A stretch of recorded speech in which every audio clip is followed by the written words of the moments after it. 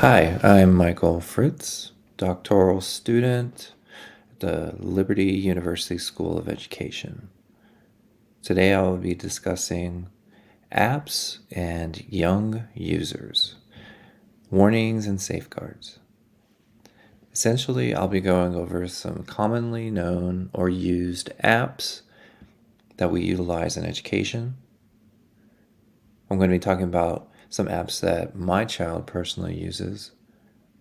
I'm also going to be talking about some of the Virginia Attorney General's notifications, issues, warnings on issues involving educational applications. A little outline before we get into it. The educational apps and uses, potential pitfalls that I'll be talking about specifically are Prodigy, which is a mathematics and English learning application that my child uses. Kid E Science, which is essentially is from a Finnish startup, but is actually a STEM type app that's taken over internationally and has even been adopted by the Missouri School of Educations as the official curriculum for their STEM. Google Apps and Education Edition is a bundle of apps to include Gmail, Google Documents, Google Classroom. And I'm also going to be talking about here in Virginia, the state attorney general, Jason Miyares, and FBI warnings. So Prodigy is an application, like I said, for mathematics and English, but it's accessible through many options, web browsers, on iOS, Apple devices, Android devices. For mathematics, students can engage in role-playing games where students solve math questions to advance in a Prodigy universe. Same thing goes for the English, where they can use imaginative games that challenge students with language and reading questions that help their comprehension. They do offer a membership, a paid subscription to give you enhanced options, to give that Prodigy experience with extra in-game features, to make the kids really enjoy it. And the teachers can have full access absolutely for free. The thing with Prodigy is students learn, and parents and teachers can monitor the progress. They can encourage their students through the tools, through their respective accounts, and it's good for both homeschooling, classroom use, and on the road. But there are some pitfalls. There are some pitfalls that I found in my research through Common Sense Privacy Evaluation website on Prodigy. It details that they collect personal information from the students, but they do limit the collection to only what's necessary for their product, which essentially means they're looking at the test scores and the answers that the students typically get right, typically get wrong, and how they can further develop their application to best give the students and even the teachers and parents the best experience possible. Students can message each other, but it's only through the predetermined selection by the parents and educators. The evaluation, however, through the website did not investigate whether the product gathers geolocation data, biometric, or health information. So that's not saying that it necessarily does, but they just did not discover it through their evaluation. So with that, more evaluation needs to be done. But they did determine that the evaluation did not evaluate whether any personal information from users is collected by a third party, which is beneficial for the end user, parents, and teachers.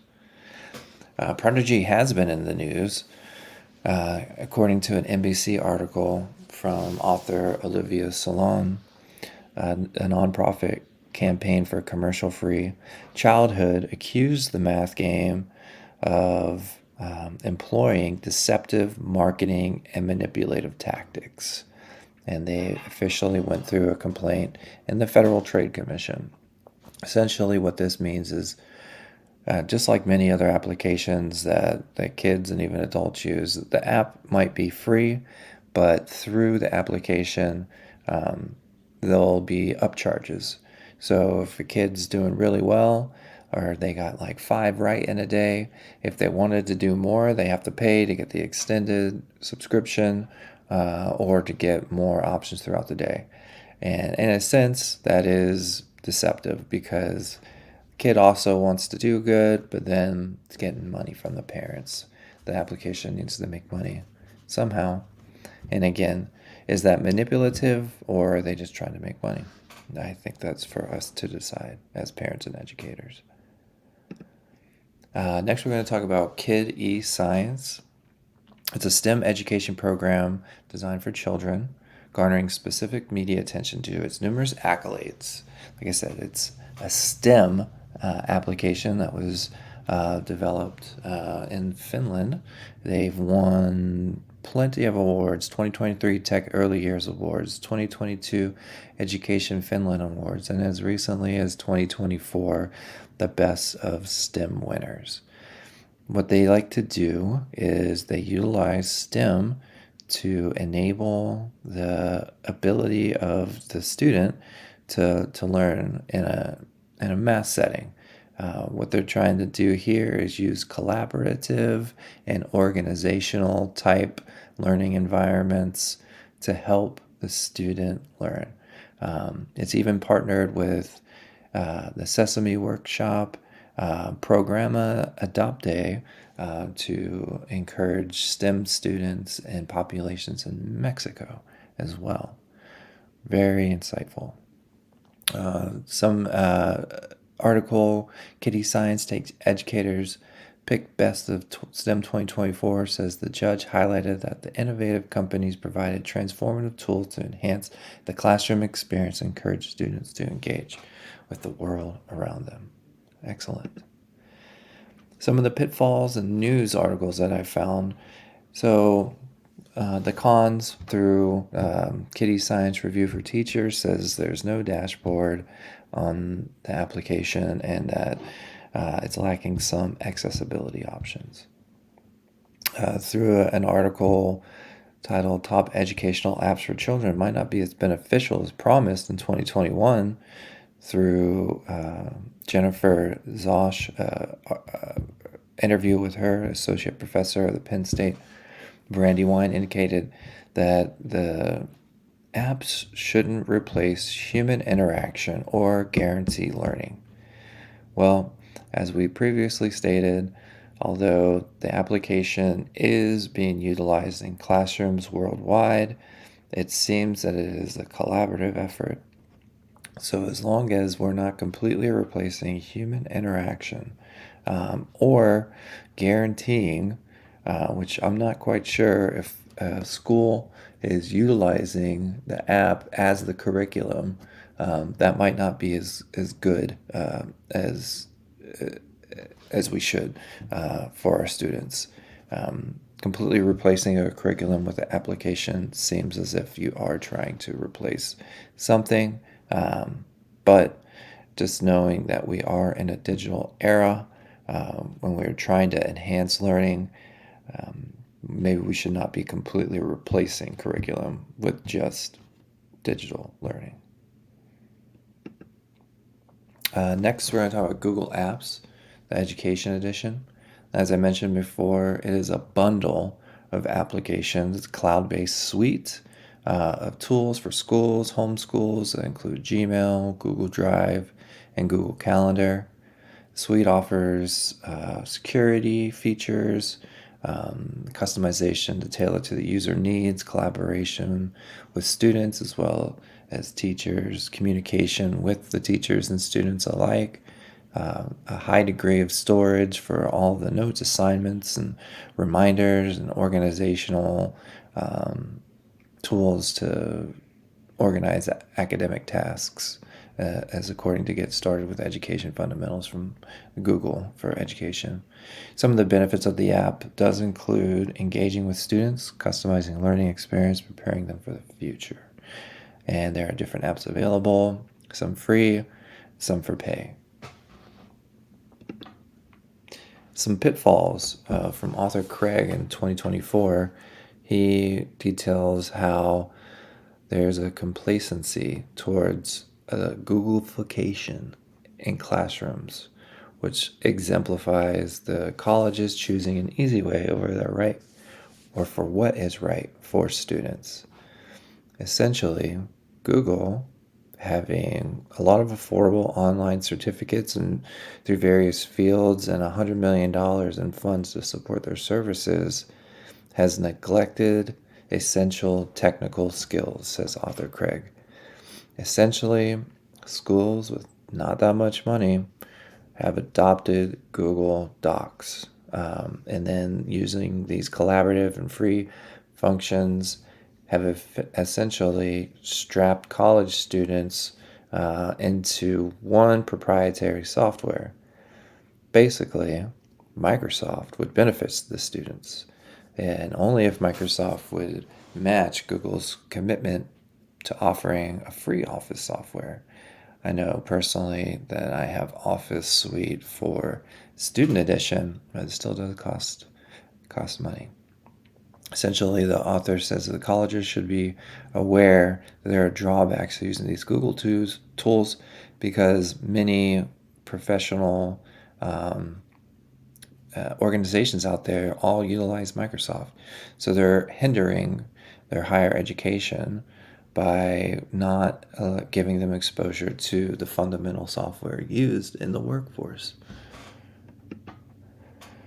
Lastly, I'm going to talk about the state attorney general here in Virginia, who highlights the advocacy for the Virginia Department of Education's model policies on ensuring privacy, dignity, and respect for all students and parents.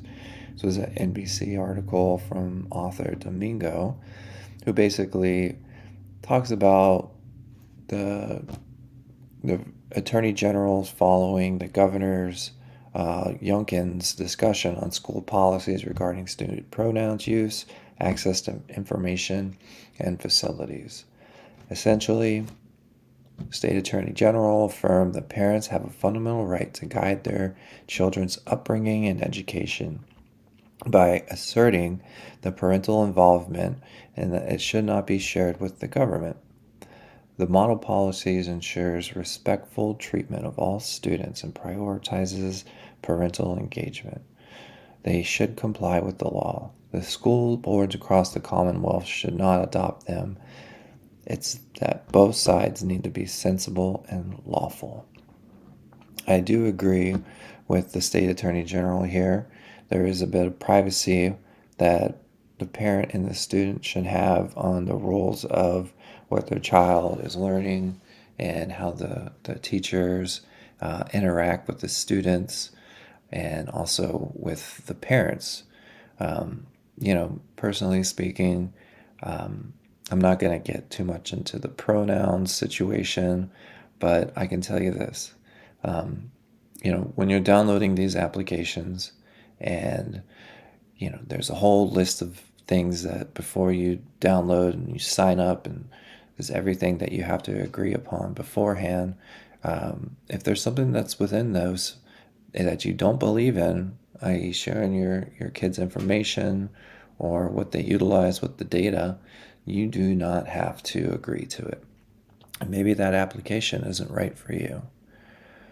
So, with that being said, I hope that you learned something today as far as the applications of Prodigy, Google, and Kitty Science are concerned. They all seem to have their pros. Basically, the biggest con or pitfall would be some features, whether or not they utilize third-party um, information sharing, all in all, general privacy concerns. And that's what should be at the forefront of anything that goes into our children's hands, is whether or not it's private, whether or not it's replacing what the teachers are doing, which we should have much respect for what the teachers are doing in the classrooms for our kids, and whether or not it truly is helping or hindering their learning. If it's helping, it seems to be a good thing. If it's hindering their learning, maybe it's not the best app for us to use for our kids. Thank you for your time, and I hope you have a good day. Goodbye.